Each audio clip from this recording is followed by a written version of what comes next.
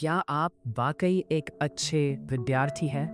हम ज्ञान के लिए किताबों और इंटरनेट पर निर्भर रहते हैं, लेकिन हजारों साल पहले भगवान दत्तात्रेय ने कहा था कि असली गुरु बाहर नहीं, हमारे आसपास की प्रकृति में है। उन्होंने हवा, मिट्टी, मकड़ी और यहाँ तक कि एक छोटे बच्चे से भी जीवन के 24 सबसे महत्वपूर्ण सबक सीखे।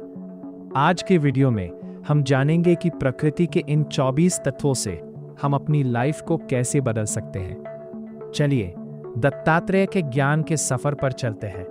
हजारों साल पहले राजा यदु ने एक तेजस्वी अवधूत को देखा जो अकेले ही आनंद में मग्न थे।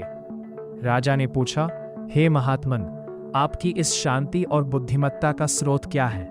आपका गुरु कौन है? उस तेजस्वी योगी यानी भगवान दत्तात्रेय ने मुस्कुराते हुए जवाब दिया, राजन, मेरा कोई एक गुरु नहीं है।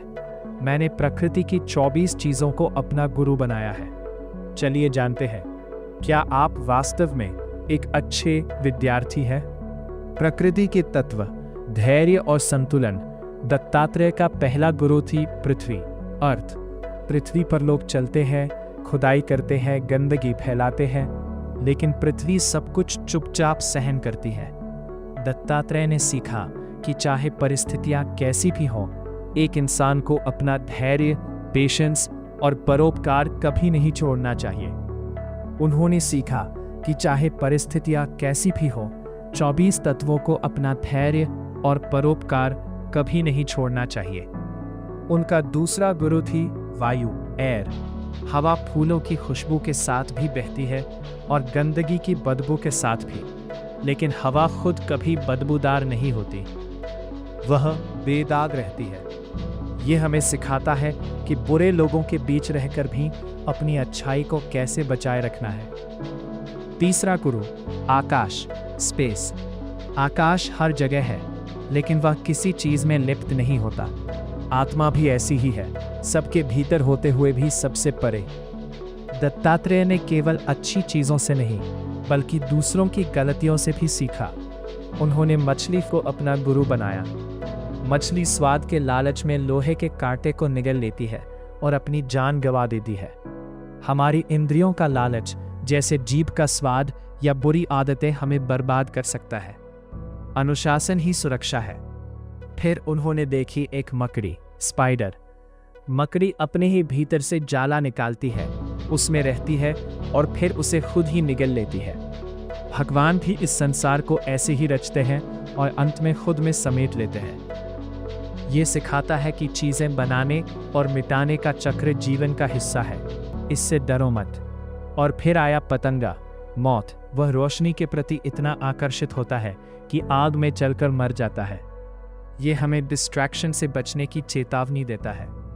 आज के समय में सोशल मीडिया और दिखावे की चकाचौंध वही आग है जिसमें हम अपनी शांति जला रहे हैं। मानवीय स्वभाव और छोटी चीजें दत्तात्रेय ने एक छोटे बच्चे, चाइल्ड से भी सीखा।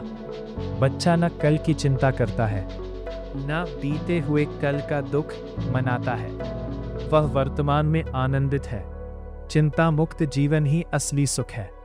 उन्होंने एक कुंवारी कन्या को देखा जो धान कूट रही थी। उसके हाथों में बहुत सारी चूड़ियां थी जो शोर कर रही थी। उसने एक एक करके चूड़ियां उतारी और जब सिर्फ एक चूड़ी बची तो शोर बंद हो गया। सबक, जहां भीड़ होगी वहां बहस और शोर होगा। अगर आपको शांति से काम करना है या सत्य की खोज करनी है तो एकांत, सॉलिट्यूड में चलना सीखना होगा। निष्कर्ष, दत्तात्रेय के 24 गुरुओं की ये सूची लंबी है।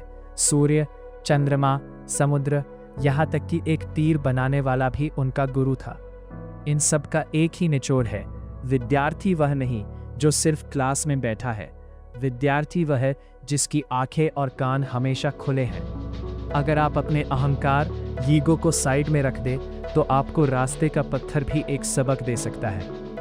दत्तात्रेय हमें लाइफ लॉन्ग लर्नर बनना सिखाते हैं। वे सिखाते हैं कि ज्ञान किसी किताब का मोहताज नहीं है, वह अनुभव की गोद में बैठा है। आपका गुरु कौन है? तो आज आप अपने आसपास क्या देख रहे हैं? क्या उस बहते पानी से आप लगातार चलते रहना सीख सकते हैं, या उस पेड़ से दूसरों को छाया देना? कमेंट में बताएं कि इन 24 गुरुओं में से कौन सा सबक आपको सबसे ज़्यादा पसंद आया।